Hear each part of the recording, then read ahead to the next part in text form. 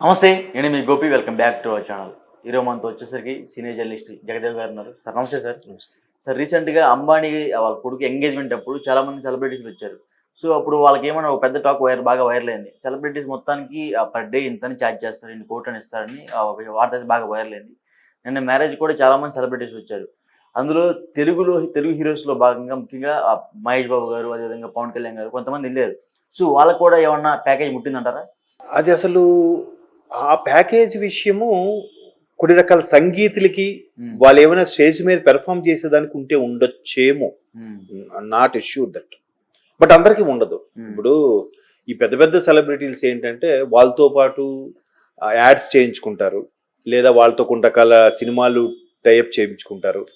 వీళ్ళకు ఉండే బినామీలో లేదా కింద సిస్టమ్ కన్సర్న్ కంపెనీల ద్వారా సినిమాలు ప్రొడ్యూస్ చేసినప్పుడు కన్సర్న్ మీద స్టేజ్ షోలకి వస్తారు.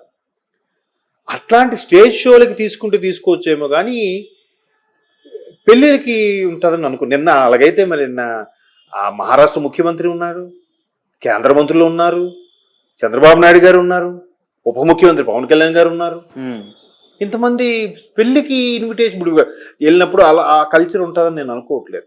కాకపోతే గతంలో వచ్చిన వార్తలు నేను చూశాను. అయితే అది సంగీత పరంగా స్టేజ్ మీద డ్యాన్సులు చేసి స్పెషల్గా ఒక సాంగ్ దానికోసం ఒక ప్రాక్టీస్ చేసే వాళ్ళకి పే చేస్తే చేస్తుండొచ్చు కాక. అది కూడా ఎలాగా, అంతవరకు వాళ్ళతో ఆ ప్రోగ్రామ్ ఏమి చేయలేదు అనుకోండి, వాళ్ళతో ఎటువంటి బిజినెస్ డీల్స్ లేవు అనుకోండి, అటువంటి వాళ్ళకి అట్లా మీరు పెర్ డే కాల్ షీట్ ఎంత తీసుకుంటారు అని ఇస్తే ఇచ్చుండొచ్చు. కానీ అందరికీ ఉంటుంది అనుకోండి. కొంతమందికి ఫ్యామిలీహుడ్ రిలేషన్స్ ఉంటాయి కాబట్టి వాళ్ళు మామూలుగానే వచ్చి విజిట్ చేసి వెళ్తారు. అట్లా ఉండదు. అలా అనుకుంటే లాస్ట్ టైం సంగీత్ దీనికి కూడా వెళ్ళినప్పుడు ఏదో రామ్ చరణ్ అవమానించారండి అన్నట్టు కూడా వార్తలు వచ్చాయి. మరి నిజంగా అలా వెళ్తే అవమానించి గట్రా జరిగితే రామ్ చరణ్ మళ్ళీ రెండోసారి ఎందుకు వెళ్తారు? నిన్న పవన్ కళ్యాణ్ గారు ఉన్నారు, రామ్ చరణ్ గారు ఉన్నారు, మహేష్ బాబు గారు ఉన్నారు, రానా ఉన్నారు, అవునా? ఇంకా బాలీవుడ్ చాలా మంది యాక్టర్స్ ఉన్నారు. ఇంకా సౌత్ లో ఇంకెవరు ఉన్నారు నాకు తెలియదు. మరి మేబీ తమిళనాడు రజనీ గారు ఉన్నారు.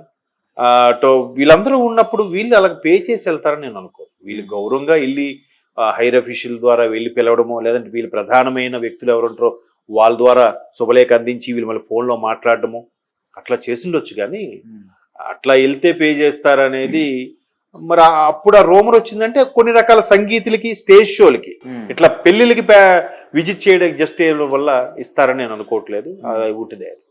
ఇంకోటి, బట్ వాళ్ళ పెళ్లి టైంలో వాళ్ళు వేసుకున్న డ్రెస్ కాస్ట్ దాదాపు ఒక 150 కోట్లనే బాగా సోషల్ మీడియాలో బాగా వైరల్ అయింది ఆ పోస్ట్. అదేవిధంగా ఎవరైతే నీతా అమ్మాయి ఉన్నారో ఆమె మెల్లో ఒక ఏదైతే డైమండ్ నెక్లెస్ ఉందో దాని విలువ 600 కోట్లని, అది కూడా పోస్ట్ బాగా వైరల్ అయింది.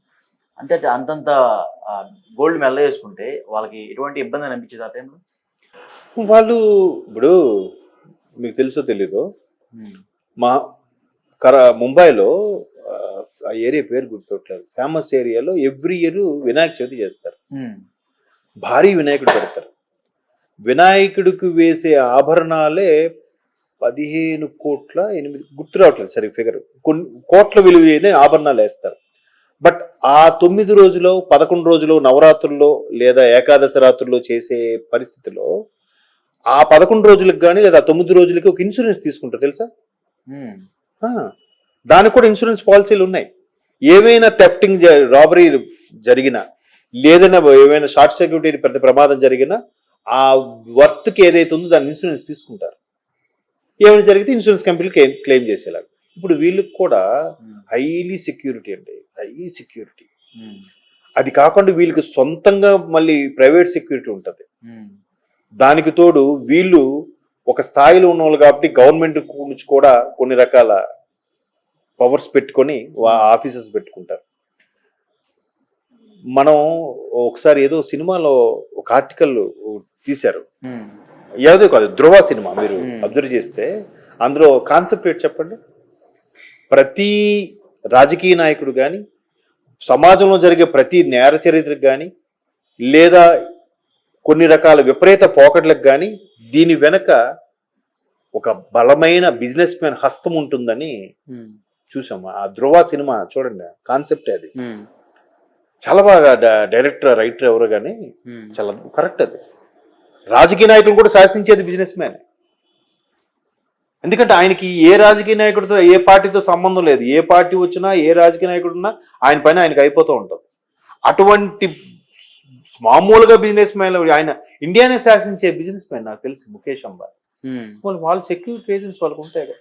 అక్కడ వెళ్ళేది హేమీలు మహామహులు. ఒకసారి అంటే ఇలాంటి విషయాల్లో నాకు ఒక మీకులాంటి లౌటే నాకు వస్తుంటది. ఒకసారి మన తెలుగు వాళ్ళే ఒక 30 మంది ఆర్టిస్టులు, చిరంజీవి గారు లాంటి వ్యక్తులు కూడా ఉన్న, మెగాస్టార్ లాంటి వ్యక్తులు ఉన్న ఒక ఫ్లైట్ చిన్న త్రుటిలో తప్పిందంట, ప్రమాదం. అప్పుడే అనుకున్నారంట, అమ్మో ఈ ఫ్లైట్ గానే ఏంటే పెద్ద పెద్ద నటులందరూ ఏమైపోయేవారని. చిన్నప్పుడు, నేను బాగా చిన్నప్పుడు జరిగిన ఇన్సిడెంట్, మరి ఎంతవరకు వాస్తవం నాకు తెలియదు కానీ.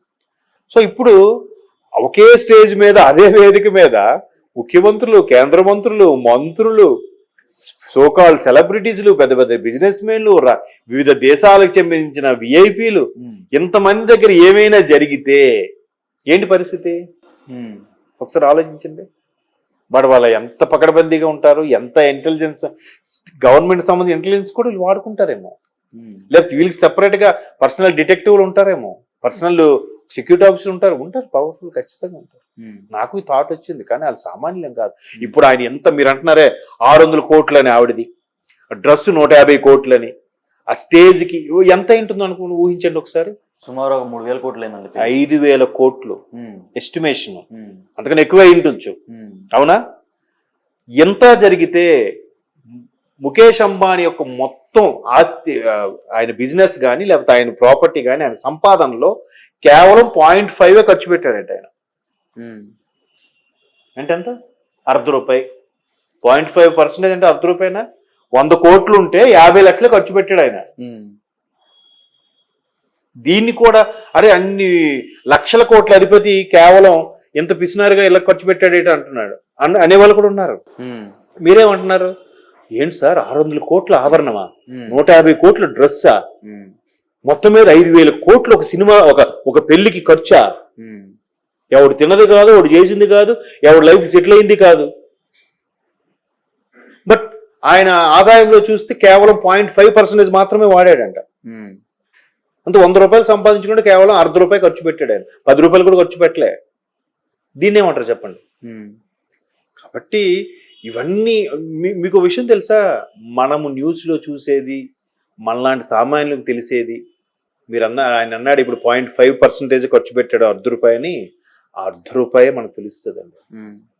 మిగతా 99.5% మనకి